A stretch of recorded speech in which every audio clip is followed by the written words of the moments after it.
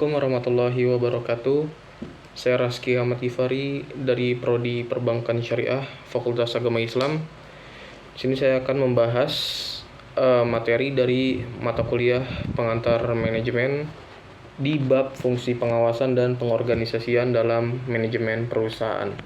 Nah, tujuan dari pembahasan yang akan saya bahas ini itu meliputi untuk mengetahui konsep dasar fungsi pengawasan dan pengendalian, lalu mengetahui langkah-langkah dasar fungsi pengawasan dan pengendalian, lalu mengetahui tugas pengawasan dan pengendalian dalam praktek, dan mengetahui beberapa pendekatan untuk mempertahankan konsistensi dalam menjalankan fungsi pengawasan.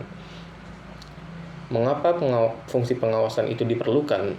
Nah, jadi dalam sebuah organisasi bisnis atau perusahaan itu telah menetapkan tujuan atau telah membuat rencana, mengorganisasikan dan mengimplementasikan semua kegiatan untuk mencapai tujuan perusahaan tersebut. Jadi apakah tujuan itu benar-benar dapat dicapai atau apakah implementasi dan dari setiap rencana dapat berjalan sebagaimana mestinya. Ini itu diperlukan adanya fungsi manajemen yang diarahkan untuk memastikan apakah rencana yang diimplementasikan berjalan sesuai harapan dan mencapai tujuan yang telah ditetapkan.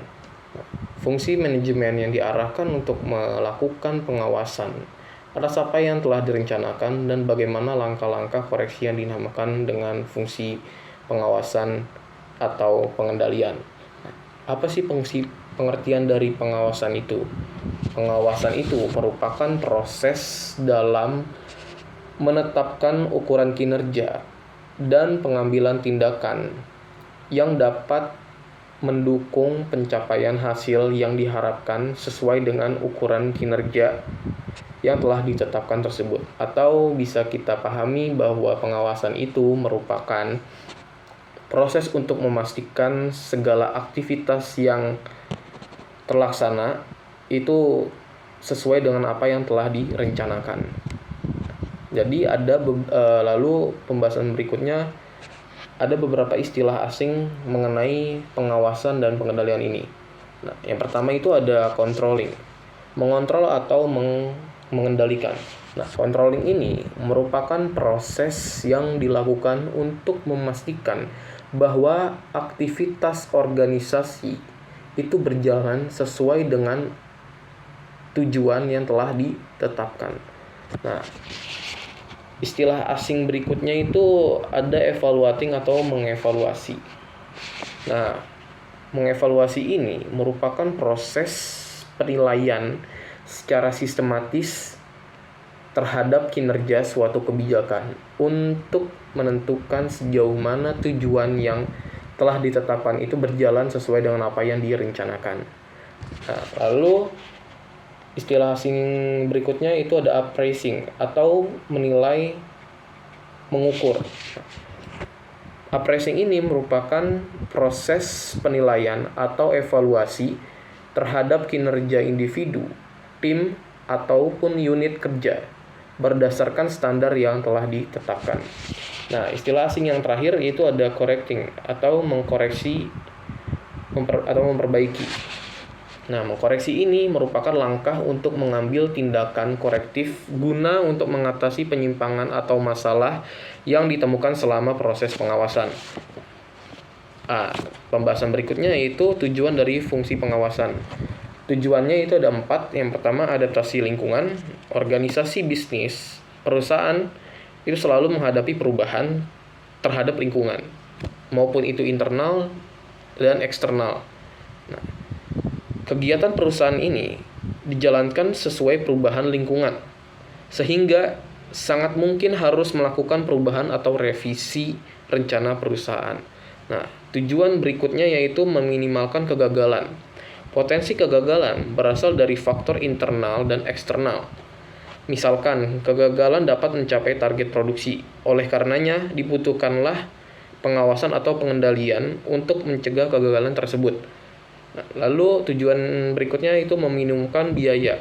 Kegagalan dalam mencapai target kinerja atau kerja akan menimbulkan biaya perusahaan.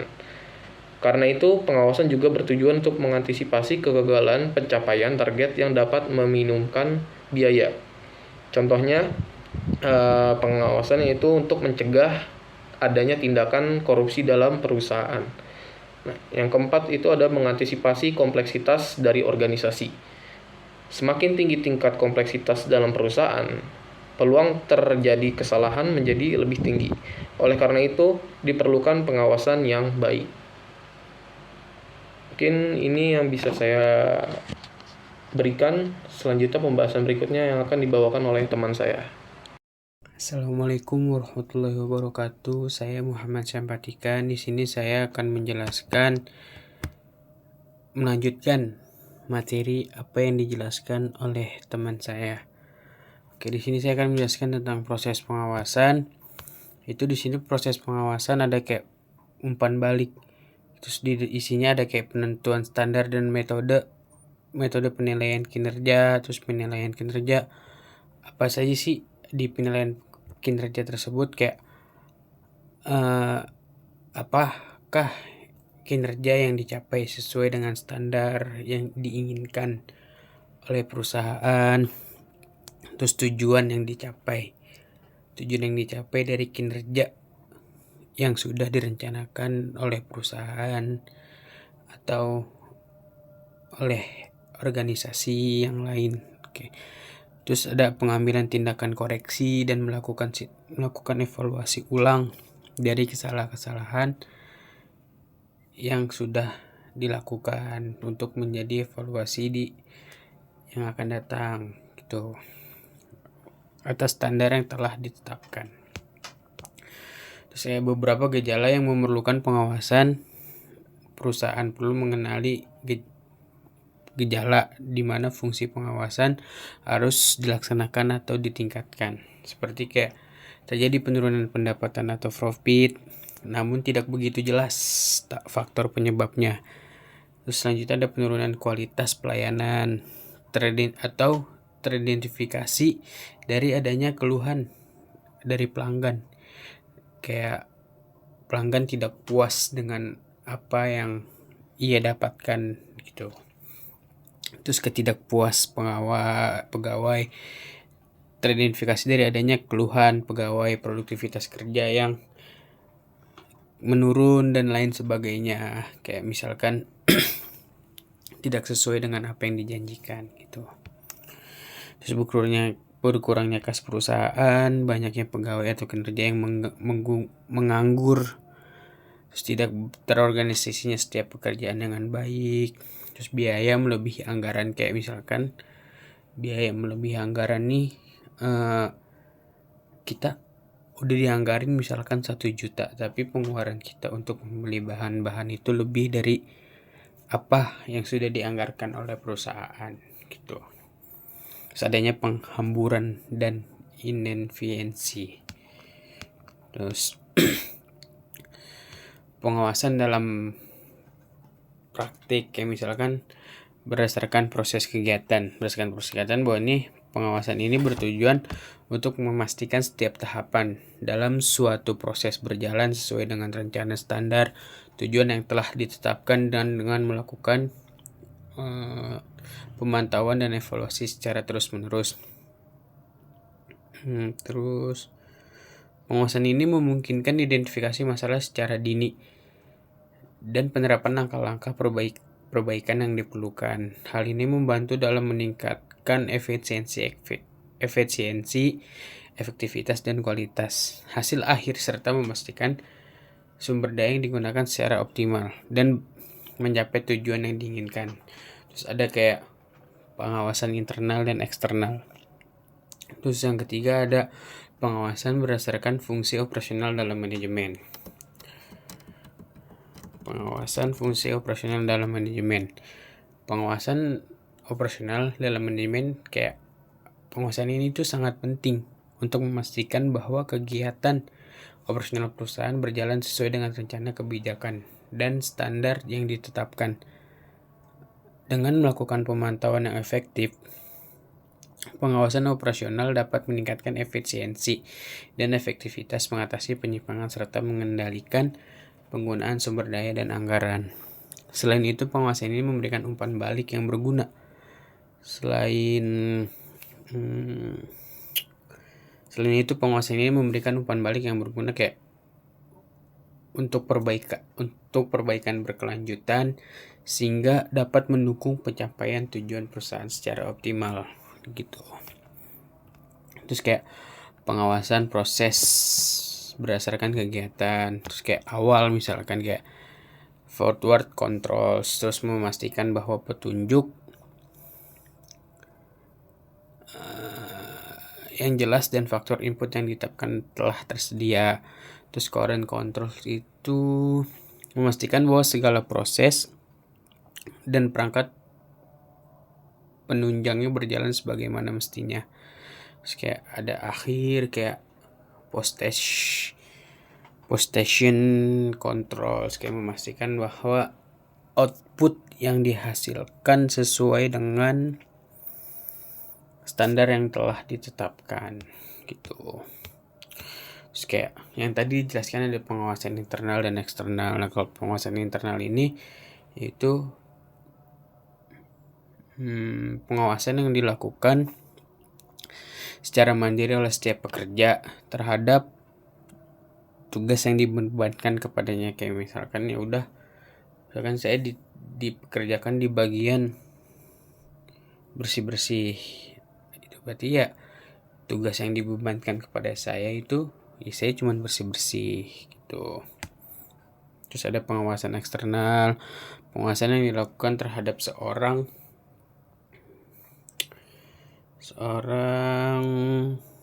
atau bagian oleh bagian lain di luar bagian yang diawasi oleh bagian yang lebih tinggi. Kayak misalkan saya bekerja sebagai bersih-bersih, berarti saya diawasi oleh manajer perusahaan di tempat saya bekerja gitu. Nah, terus kalau misalkan pada bank syariah, fungsi pengawasannya gimana? Ya diawasi oleh Dewan Pengawasan Syariah. Terus divisi audit itu sama aja kayak divisi laporan keuangan, kayak yang mengatur masuk atau keluarnya uang. Terus divisi kepatuhan kayak divisi bahasanya itu sama dengan divisi kedisiplinan. Jadi yang mengatur karyawan telat, yang mengatur karyawan pulang, segala macam disiplin yang ada di perusahaan bank syariah tersebut itu dikelola oleh divisi kepatuhan. Terus internal control dan staff officer itu. Perkenalkan, nama saya Muhammad Mufadi Putra. Saya di sini akan melanjutkan pembahasan dari teman saya sebelumnya. Kita lanjut ke pembahasan beberapa faktor yang terkait dengan pengawasan dalam bidang SDM. Yang pertama itu ada penerapan Employee Discipline System. Employee Discipline System ini adalah sistem yang harus dipahami dan dilaksanakan oleh semua anggota. Berikut adalah beberapa poin-poin yang terkait dengan Employee Discipline System. Yang pertama adalah hukum sebab akibat. Jika satu anggota melanggar dari aturan sebuah perusahaan, maka dia akan langsung mendapatkan sanksi karena itu adalah bagian dari kedisiplinan. Lalu poin yang kedua adalah penerapan disiplin ini harus konsisten dilaksanakan sepenuhnya. Dan yang ketiga, disiplin yang dimaksud adalah siapapun yang melanggar tidak pandang bulu. Selama dia melanggar aturan perusahaan, maka dia akan dikenakan sanksi. Yang kedua yaitu adanya career path. Dan yang ketiga, itu pemahaman manajer atas motivasi, kepuasan, serta gaya kepemimpinan yang ia terapkan. Sebab gaya kepemimpinan serta motivasi yang ia berikan terhadap para anggota-anggotanya akan sangat berdampak bagi perkembangan dan kelanjutan perusahaan tersebut ke depannya. Lalu, kita lanjut di pengawasan di bagian informasi. Yang pertama ada penggunaan teknologi komputer dan penggunaan teknologi informasi. Yang kedua, penerapan sistem informasi manajemen. Lanjut, kita ke poin pengawasan di bagian keuangan. Kegiatan di bidang keuangan terkait kegiatan penyediaan sumber dana dan kegiatan alokasi atau penggunaan dana sebagaimana siklus berikut yang akan saya jelaskan. Yang pertama itu ada alokasi atau penggunaan dana yang nantinya akan menjadi aset lancar atau modal kerja, dan juga aset tetap atau investasi. Alokasi dana ini akan bersambung ke perusahaan atau bagian keuangan yang menjadi return atau hasil. Lalu perusahaan ini selanjutnya akan menjadi kewajiban bagi sumber pendanaan. Yang sumber pendanaan ini berasal dari 2 poin, yaitu hutang dan modal. Nah, hutang dan modal ini juga berkesinambungan dengan aset lancar atau aset tetap tadi, sehingga bisa disimpulkan hal-hal yang sudah dijelaskan tadi adalah sebuah cycle atau siklus yang saling berkesinambungan. Lalu kita lanjut ke pengawasan di bagian keuangan. Yang pertama itu ada analisis laporan keuangan atau financial statement analysis. Yang kedua adalah laporan keuangan yang meliputi neraca, laba rugi, laporan arus kas. Itu analisis rasio. Yang pertama itu likuiditas yang terkait dengan hutang jangka pendek. Likuiditas yang dimaksud adalah bagaimana sebuah dana atau aset dapat mudah dicairkan sehingga dapat dengan mudah juga digunakan. Yang kedua adalah leverage, yaitu terkait perbandingan hutang terhadap aset-aset yang dimiliki oleh perusahaan.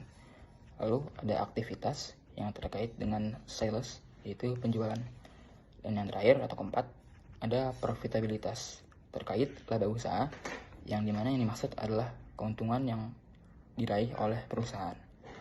Lalu ada manajemen kas atau cash management, dan juga pengelolaan biaya atau cost control, yang mana sebuah perusahaan akan melakukan pengelolaan terhadap biaya atau cost yang dikeluarkan.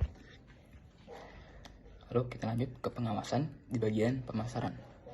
Yang pertama, evaluasi atas pasar sasaran dan pasar potensial.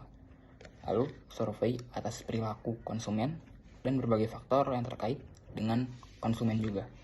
Dan poin ketiga adalah evaluasi atas strategi pemasaran dan bauran pemasaran yang dilakukan.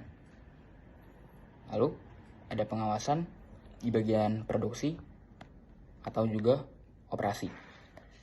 Yang pertama itu ada evaluasi atas plan location. Plan location yang dimaksud adalah lokasi atau tempat dari pabrik dan perusahaan akan didirikan. Lalu yang kedua ada evaluasi atas plan layout. Plan layout ini adalah tempat di mana sumber daya fisik akan digunakan untuk membuat produk. Yang ketiga ada evaluasi atas production process and schedule. Yang dimaksud adalah evaluasi atas proses dari produksi dan juga penjadwalan produksi di sebuah perusahaan. Dan poin keempat ada evaluasi atas produk distribution, yaitu evaluasi atas pendistribusian produk di sebuah perusahaan.